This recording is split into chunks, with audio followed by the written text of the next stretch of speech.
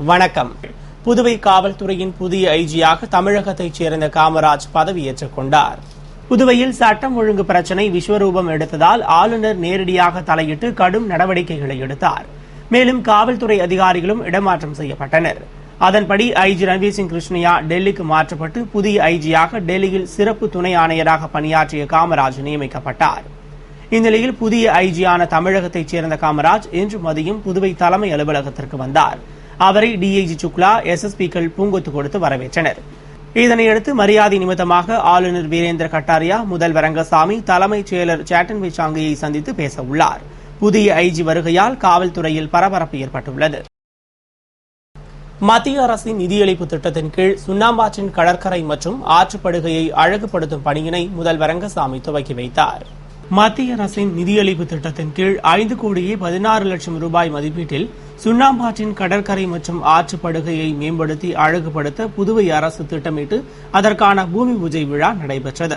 விழாவில் சிறப்பு விருந்தினராக முதல்வர் ரங்கசாமி கலந்து கொண்டு அமைச்சர் ராஜவேலு முன்னிலையில் 4 ஏக்கர் பரப்பளவு கொண்ட படகு குழாமை, திறந்தவெளி அரங்கம், கடைகள், புதிய படகு குழாம், முகத்வார பகுதி மேம்பாடு, கடற்கரை உணவகம், தற்போதுள்ள உணவக கட்டிடத்தை பயனாளிகள் தங்குவதற்கு வசதியாக மேம்படுத்துதல் போன்ற வசதிகளை பெருக்கிடும் பணியினை பூமி பூஜையுடன் துவக்கி வைத்தார். விழாவில் தலைமைச் செயலர் சேட்டன் விசாங்கி, சுற்றுலாத்துறை செயலர் மூர்த்தி, வாரிய தலைவர்கள் வையாபுரி மணிகண்டன், சுரேஷ், என்ஆர் காங்கிரஸ் பிரமுகர் பொன் ராஜேந்திரன், தலைமை பொறியாளர் மனோகர், இயக்குநர் சிவகுமார் மற்றும் பொறியாளர்கள் கலந்து கொண்டனர். இந்த பணியினை 1 வருட காலத்திற்குள் முடிக்க திட்டமிடப்பட்டுள்ளது. அதேபோன்று முருங்கப்பாக்கம் பகுதியில் கலை மற்றும் கைவினை கிராமம் உருவாக்க திட்டமிடப்பட்டு மத்திய அரசின் நிதியளிப்பு திட்டத்தின் கீழ் 5,32,00,000 ரூபாய் மதிப்பீட்டில் அரியாங்குப்பம் ஆற்றின் கரையை உள்ளடக்கிய பகுதியில் அமைக்க முடிவு செய்யப்பட்டு அதற்கான பூமி பூஜை விழா நடைபெற்றது. விழாவில் சிறப்பு விருந்தினராக முதல்வர் ரங்கசாமி கலந்து கொண்டு சபாநாயகர் சபாபதி முன்னிலையில் பூமி பூஜையுடன் பணியினை துவக்கி வைத்தார். விழாவில் அமைச்சர் ராஜவேலு, தலைமைச் செயலர் சேட்டன் பிஷாங்கி, செயலர் மூர்த்தி, வாரிய தலைவர் வையாபுரி மணிகண்டன், தலைமை பொறியாளர் மனோகர், இயக்குநர் சிவகுமார் மற்றும் பொறியாளர்கள் கலந்து கொண்டனர். மத்திய அரசையும் தன்னையும் குறை கூறும் முதல்வர் ரங்கசாமி ஒரே மேடையில் விவாதம் செய்ய தயாரா என்று மத்திய இணையமைச்சர் நாராயணசாமி கேள்வி எழுப்பியுள்ளார். இதுகுறித்து மத்திய இணையமைச்சர் நாராயணசாமி செய்தியாளர்கள் சந்திப்பின் போது கூறுகையில், முதல்வர் ரங்கசாமி விழா ஒன்றில் தான் 20 வருடமாக பாராளுமன்ற உறுப்பினராக இருந்து புதுவைக்கு ஏதும் செய்யவில்லை என்று சுட்டிக்காட்டியுள்ளதாகவும், 7.5 ஆண்டுகாலம் முதல்வராக இருந்த ரங்கசாமி மத்திய அரசின் துணையோடு நிதி பெற்று செய்த திட்டங்களை எல்லாம் தான் செய்ததாக கூறிக்கொண்டதாகவும், மாநில அந்தஸ்து பெற்றால் 30% மானியம்தான் மத்திய அரசிடமிருந்து பெற முடியும், ஆனால் சிறப்பு மாநில அந்தஸ்து பெற்றால் 70% மானியம் பெற முடியும் என்பதால் இது தொடர்பாக தான் பாராளுமன்றத்தில் தனிநபர் தீர்மானம் கொண்டு வந்துள்ளதாக தெரிவித்தார். மேலும் 26 வாரிய தலைவர்களை போட அதிகாரம் பெற்ற அவர் தற்போது அதிகாரம் இல்லை என்று கூறுகிறார்.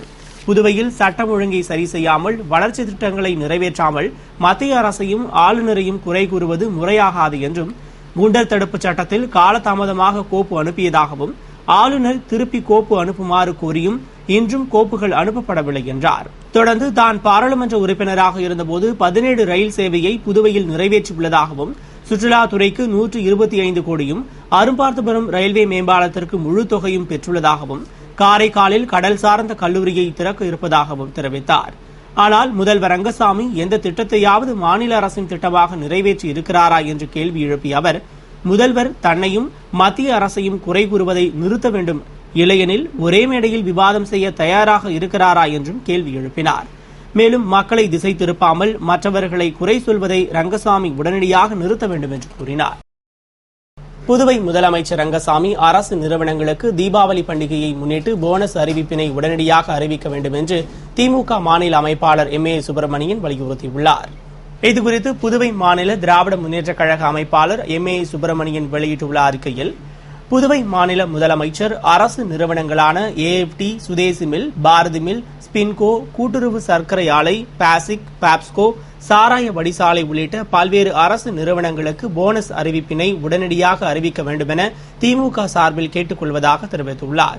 கடந்த காலத்தில் திரு ஆர்.வி. ஜானகிராமன் தலைமையிலான திமுக கூட்டணி ஆட்சியின் போது தொழிலாளர்கள், அரசு நிறுவன ஊழியர்கள் கேட்காமலேயே ஒரு மாதத்திற்கு முன்பே போனஸ் அறிவிப்பினை வெளியிட்டு நடைமுறைப்படுத்தப்பட்டதை அரசிற்கு சுட்டிக்காட்ட விரும்புவதாகவும் அந்த நடைமுறையினை மீண்டும் செயல்படுத்த முதலமைச்சர் துரித நடவடிக்கை எடுத்து போனஸ் அறிவிப்பினை வெளியிட வேண்டும் என்றும் அரசு துறையில் பணிபுரியும் பகுதி நேர ஊழியர்கள் மற்றும் அமைப்புசாரா தொழிலாளர்களுக்கு விலைவாசி உயர்வினை கருத்தில் கொண்டு ஊக்கத்தொகையினை 1000 ரூபாயாக உயர்த்தி வழங்க வேண்டும் என வலியுறுத்தியுள்ள அவர், அரசு நிறுவனங்களில் பணிபுரியும் சுமார் 7000க்கும் மேற்பட்ட ஊழியர்களுக்கு மாதந்தோறும் சம்பளம் வழங்கப்படாமல் இருப்பதால் தொழிலாளர் குடும்பங்கள் மிகவும் வறுமை நிலைக்கு தள்ளப்பட்டுள்ளதாகவும், மத்திய இணையமைச்சர் நாராயணசாமி கடந்த 2009ஆம் ஆண்டு நடைபெற்ற நாடாளுமன்ற தேர்தலில் 100 ஆண்டு பழமை மிக்க AFT மில் புனரமைப்பு செய்யப்படும் என்றும் ஆயிரக்கணக்கான இளைஞர்களுக்கு வேலைவாய்ப்பு அளிக்கப்படும் என்றும் வாக்குறுதி அளித்து வெற்றி பெற்றதாகவும், ஆனால் அந்த வாக்குறுதியினை இந்த 5 ஆண்டுகளில் அவர் நிறைவேற்றவில்லை.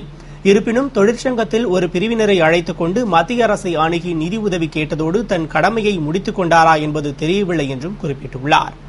அதே சமயம் மாநில அரசும் தன் கடமைக்கு வெள்ளை அறிக்கையினை வெளியிட்டுவிட்டு மத்திய அரசை அணுகியிருப்பதாக கூறிக்கொள்வதாகவும், மத்திய இணை அமைச்சரும் மாநில முதலமைச்சரும் தங்களுக்குள் நடக்கும் கௌரவ போட்டியால் ஆயிரக்கணக்கான தொழிலாளர் குடும்பங்கள் நடுவீதியில் வந்துவிட்டன என்றும், எனவே மத்திய இணை அமைச்சர் தன் பதவிக்காலம் முடிவதற்குள் இந்த ஆலையை சீரமைக்க கடும் முயற்சி செய்து தொழிலாளர்களை காப்பாற்ற வலியுறுத்தி கேட்டுக் கொள்வதாக தெரிவித்துள்ள திரு MAA சுப்பிரமணியன், மாநில முதல்வரும் தொழிலாளர் குடும்பங்கள் அவதியுறுவதை வேடிக்கை பார்க்காமல் உண்மையான நோக்கத்தோடு ஆலையினை நடத்துவதற்கு ஏற்பாடு செய்வதோடு, ஆலை இயக்கப்படும் வரை தொழிலாளர்கள் குடும்பங்களின் வறுமை நிலையினை போக்க நிலுவை சம்பளம் மற்றும் அவர்களுக்கு அளிக்க வேண்டிய போனஸ், அத்தொழிலாளர்களின் குடும்பங்கள் பண்டிகையை கொண்டாட துணிக்கடன், முன்பணம் உள்ளிட்ட சலுகைகளை தொடர்ந்து அளித்திட வேண்டும் என்றும் வலியுறுத்துவதாக கேட்டுக் கொண்டுள்ளார்.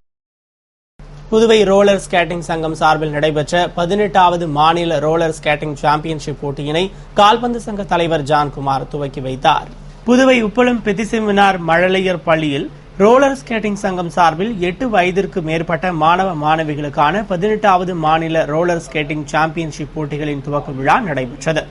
சங்க தலைவர் திருவெங்கடம் தலைமையில் நடைபெற்ற விழாவில் சிறப்பு விருந்தினராக கால்பந்து சங்க தலைவரும் முன்னாள் நகரமன்ற துணைத் தலைவருமான திரு ஜான்குமார் மற்றும் அகில இந்திய ரோலர் ஸ்கேட்டிங் சம்மேளன பார்வையாளர் ஆண்டனி ஜேம்ஸ் கலந்து கொண்டு போட்டியினை துவக்கி வைத்து சிறப்புரையாற்றினர். போட்டியில் 8 வயதிற்கு மேற்பட்ட 14 கிளப்புகளைச் சேர்ந்த 238 மாணவ மாணவிகள் பங்கேற்று தங்கள் திறமைகளை வெளிப்படுத்தினர்.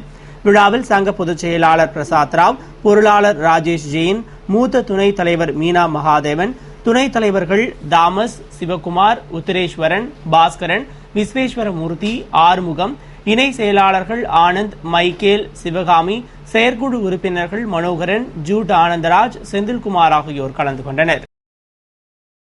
புதுவை வர்த்தக சபை நிர்வாகிகள் கலெக்டர் தீபக்குமாரிடம் நில அபகரிப்பு கும்பல் மீது நடவடிக்கை எடுக்க கோரி மனு அளித்தனர்.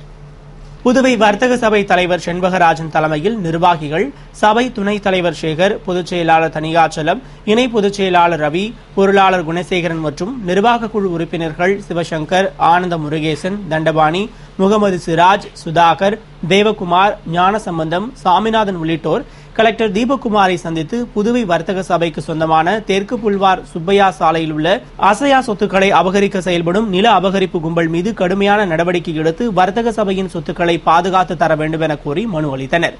அந்த மனுவினை பெற்றுக்கொண்ட மாவட்ட ஆட்சியர் மனுவினை முழுவதுமாக படித்துவிட்டு நில அபகரிப்பு கும்பல் மீது கடுமையான நடவடிக்கை எடுக்கப்படும் என்று உறுதியளித்தார்.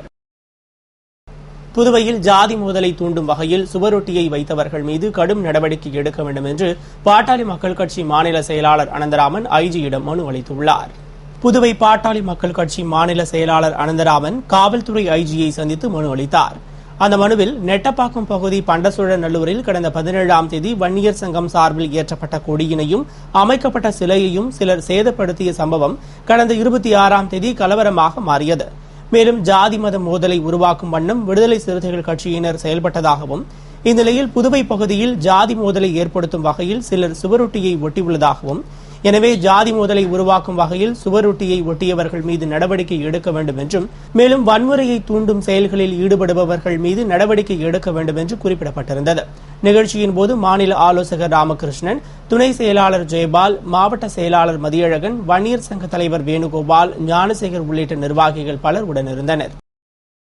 புதுவை தேர்தல் துறை அலுவலகத்தில் வாக்காளர் பட்டியலில் பெயர் சேர்த்தல், நீக்குதல், திருத்தம் பணி தொடர்பான அனைத்து கட்சிகளுடன் ஆலோசனைக் கூட்டம் நடைபெற்றது.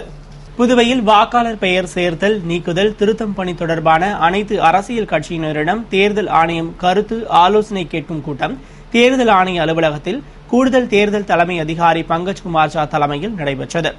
காங்கிரஸ், திமுக, என்ஆர் காங்கிரஸ், தேசியவாத காங்கிரஸ், கம்யூனிஸ்ட் கட்சிகள், அதிமுக, பாமக ஆகிய கட்சிகளைச் சேர்ந்த நிர்வாகிகள் கலந்து கொண்ட கூட்டத்தில் ஒவ்வொரு கட்சி சார்பிலும் தலா 2 பேர் கலந்து கொண்டு வாக்காளர் பட்டியல் தயாரிக்கும் பணி குறித்தும் பல்வேறு கருத்துக்களை தெரிவித்தனர்.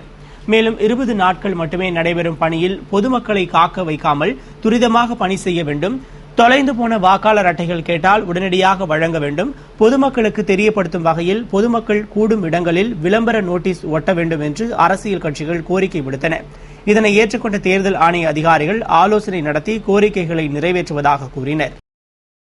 புதுவை ஜிப்மரில் நடந்த சைட்டோகான் கருத்தரங்க துவக்க விழாவில் இயக்குநர் டாக்டர் ரவிக்குமார் கருத்தரங்கை துவக்கி வைத்தார்.